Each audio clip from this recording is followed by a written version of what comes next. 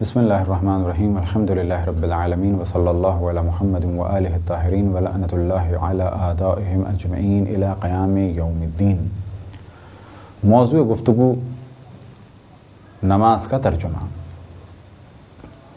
نماز میں خضوع و خشوع کے لیے اور حضور قلب اور توجہ کے لیے یعنی کنسنٹریشن کے لیے ایک حد تک ترجمے کا جاننا بھی ضروری ہے، لیکن بلا شک جو سب سے اہم چیز ہے وہ ہے معرفت اللہ سبحانہ و تعالی۔ جتنی انسان کی معرفت زیادہ ہوگی خود بخود اس کی کیفیت بھی بہتر ہوگی، کیونکہ جب وہ اللہ سبحانہ و تعالی کو پہچانے گا، البتہ اس جانب توجہ رہے کہ اللہ کو ذات اور صفات کے اعتبار سے مکمل طریقے سے جیسی کہ معرفت خود اللہ کو اپنی ہے، ایسی معرفت کسی بھی مخلوق کو حاصل نہیں ہو سکتی۔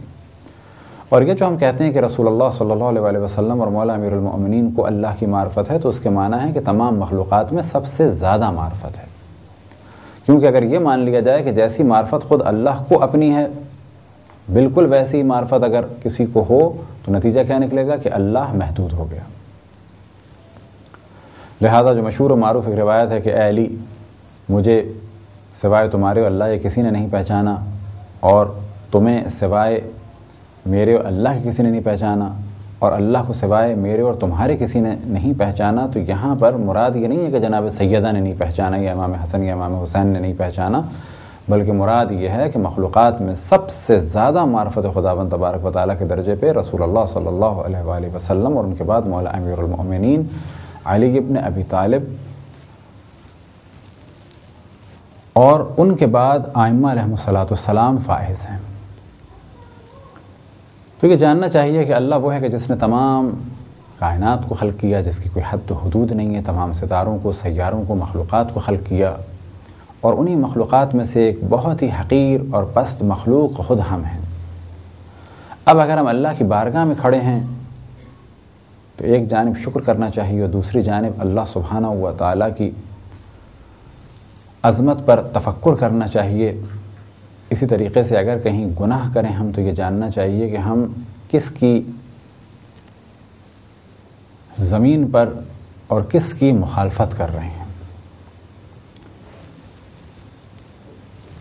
تو بلا شک جتنی جتنی معرفت خداوند تبارک و تعالیٰ بڑھے گی، اتنا ہی نماز میں حضور قلب اور خضوع اور خشوع میں اضافہ ہوگا۔ اور جیسا کہ پہلے عرض کیا کہ خضوع و خشوع کے لیے ایک حد تک دخل ہے ترجمے کا، لہٰذا بہت ہی سادہ زبان میں جو کچھ نماز میں پڑھا جاتا ہے وہ آپ کے سامنے بیان کر رہے ہیں۔ سب سے پہلی چیز جو نیت کے بعد انسان اپنی زبان سے ادا کرتا ہے وہ ہے تکبیرۃ الاحرام، یعنی اللہ اکبر، کہ اللہ سبحانہ و تعالی سب سے برتر ہے اور سب سے بڑا ہے۔ اور اسی طرح سے اس کے معنی یہ بھی ہیں کہ اللہ سبحانہ و تعالی بہت بعظمت ہے اس سے کہ کوئی اس کی حمد و ثنا بیان کر سکے، یعنی کوئی بھی اس کی حمد و ثنا کما حقہ بیان نہیں کر سکتا، کوئی اس کو کما حقہ پہچان نہیں سکتا، کوئی اس کی کما حقہ صفات اور ذات کو بیان نہیں کر سکتا۔ تکبیرۃ الاحرام کے بعد سورہ حمد کی تلاوت ہے، اور سورہ حمد سے پہلے بہتر ہے کہ استعاذہ یعنی اعوذ باللہ من الشیطان الرجیم، اعوذ یعنی میں پناہ مانگتا ہوں، کس سے پناہ مانگتا ہوں؟ باللہ، اللہ سے۔ کس چیز سے پناہ مانگتا ہوں؟ کس چیز سے بچنا چاہتا ہوں اللہ کی پناہ میں جا کر؟ من الشیطان الرجیم، شیطان سے بچنا چاہتا ہوں، اللہ کی بارگاہ میں جاتا ہوں، اللہ سے پناہ مانگتا ہوں۔ کون سا شیطان؟ جو رجیم ہے، دھتکارا ہوا ہے۔ بسم اللہ الرحمن الرحیم، اللہ کے نام سے جو بڑا مہربان اور بے حد رحم کرنے والا ہے۔ الحمد للہ رب العالمین، تمام حمد اس اللہ سبحانہ و تعالیٰ کے لیے ہے جو تمام عالمین کا پالنے والا ہے۔ الرحمن الرحیم، جس کی رحمت دنیا میں سب کے شامل حال ہے، اور آخرت میں اس کی رحمت مخصوص مؤمنوں کے لیے ہے۔ مالک یوم الدین، وہ قیامت کے دن کا مالک ہے،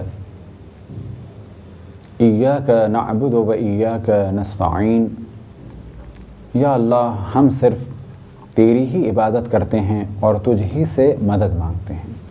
اہدنا الصراط المستقیم، یا اللہ تو ہمیں صراط مستقیم پر قائم اور دائم رکھ۔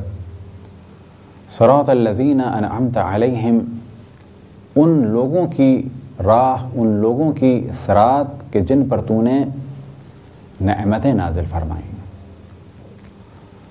غیر المغضوب علیہم ولا الضالین، نہ کہ ان لوگوں کی راہ پر ہمیں چلا کہ جن پہ تو نے غضب نازل کیا اور جو گمراہوں میں سے ہیں۔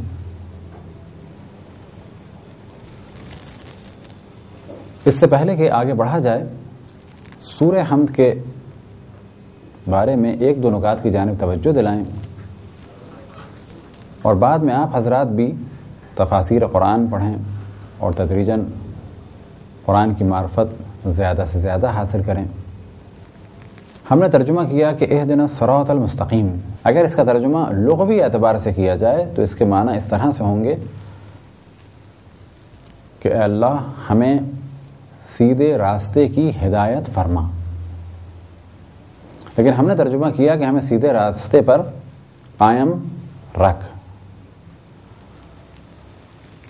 ممکن ہے کوئی کہے کہ یہ ترجمہ غلط ہے، تو ہم جواب دیں گے نہیں۔ جو شخص صراط مستقیم پر ہے وہ جب اس جملے کو کہے گا تو خود بخود اس کے معنی یہ ہوں گے کہ فی الحال ہم صراط مستقیم پر ہیں اور اسی صراط مستقیم پر ہمیں چلا، اسی کی ہدایت فرما۔ یعنی کوئی ایسی چیز نہیں ہے جس کو ہم نہیں جانتے، ہم فی الحال بھی اسی ہدایت پر ہیں۔ ہاں، وہ افراد کے جو ہدایت پر نہیں ہیں ان کے لیے کہا جا سکتا ہے کہ یہ معنی کیے جائیں کہ انہیں ہدایت کی راہ پر چلا۔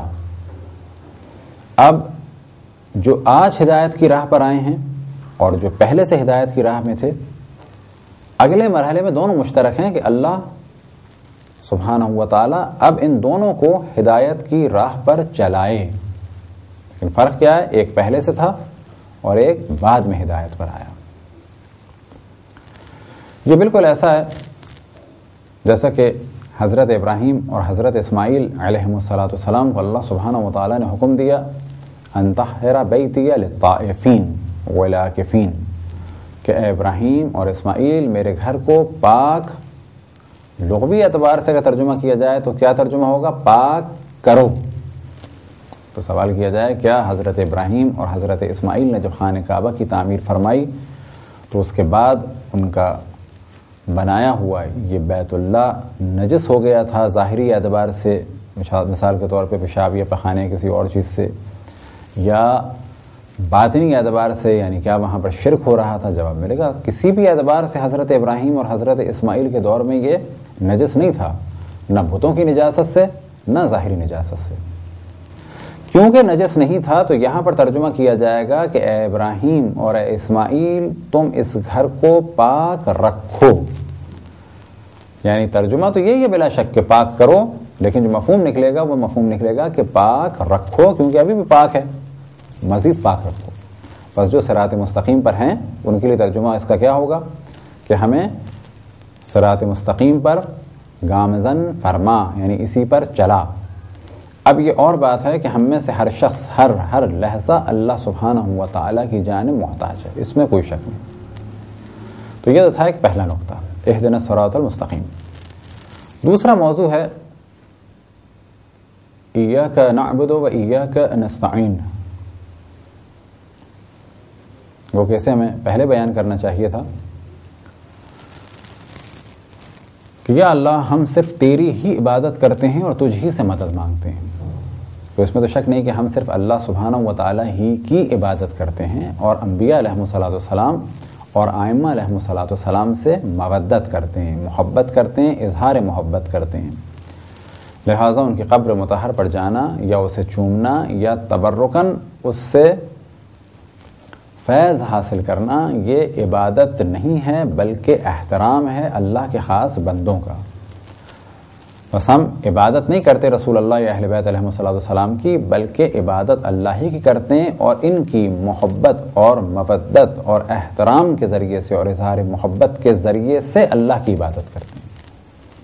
بس جو بھی قبر رسول اللہ صلی اللہ علیہ وسلم کے پاس جا کے ادب سے کھڑا ہو، در حقیقت وہ احترام رسول اللہ کی صورت میں اللہ کی عبادت ہے، نہ کہ وہ رسول اللہ کی عبادت ہے۔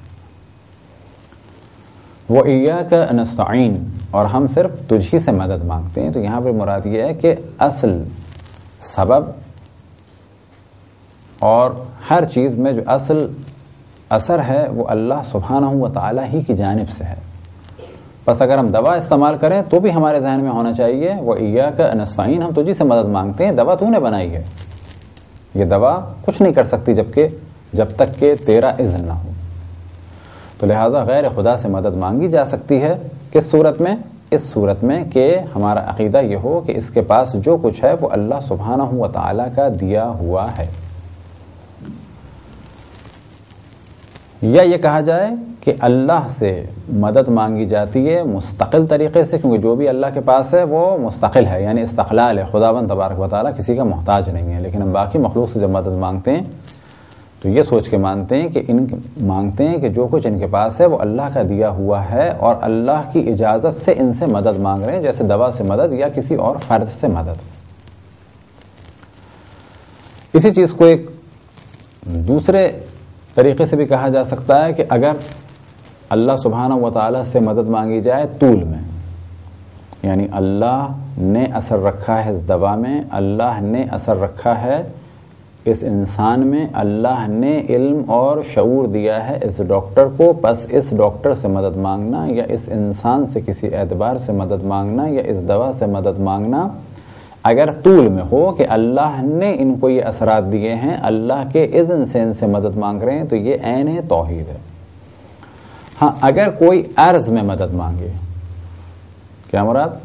اللہ کو الگ حساب کرے، دوا کو الگ چیز سمجھے، کسی انسان کو الگ حساب کرے اور انبیاء اور ائمہ کو الگ، کہ ان کا ان سے کوئی تعلق نہیں ہے اور یہ مستقل ہیں معاذ اللہ، تو ایسی صورت میں کہا جائے گا یہ شرک ہے۔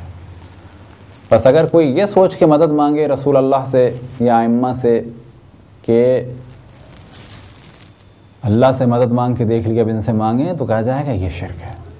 لیکن اگر کوئی یہ سوچ کے مدد مانگے رسول اللہ یا ائمہ علیہ السلام سے کہ ان کے پاس جو کچھ ہے اللہ سبحانہ و تعالیٰ کی بندگی اور اطاعت کی وجہ سے ہے، یہ اللہ کے خاص بندے ہیں، اور اسی بندگی کی وجہ سے اور اسی قربت کی وجہ سے ان کو اللہ سبحانہ و تعالیٰ نے اس خاص مقام اور کرامت سے نوازا ہے، اور ہم اسی کرامت سے ان سے فیض حاصل کر رہے ہیں، تو یہ عین توحید ہے، کوئی اس میں حرج نہیں۔